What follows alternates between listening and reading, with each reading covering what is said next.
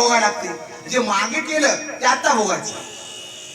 आता जे तुम्ही गहू पेरता हे कधी खाता?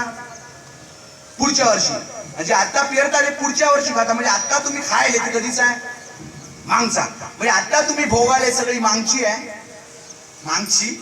आणि आता जे कराल ते पुढे भोगायचे आहे. बरोबर आहे? आता मला सांगा, आपल्या इकडे सुशिक्षित कोणाला म्हणते? मी तुम्हाला सांगितलं, जे जास्त शिकलेला आहे त्याला सुशिक्षित म्हणते. ज्ञानी ज्ञानोबासारखं ज्ञान नाही, तुकोबासारखं वैरागी नाही. आता वैरागी शब्द आहे का? शिवाजी महाराजाला, तुकाराम महाराजाला एक थैली सोन्याच्या मोहरा दिल्या.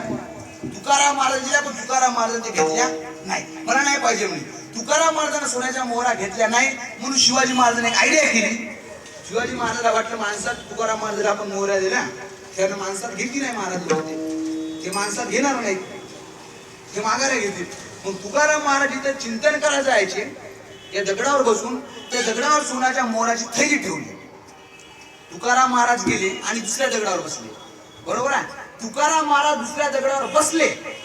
हे दगड बोलायला लागला, नोया सामान्य महिमा संताचा. संताची ताकद सोपी नाही.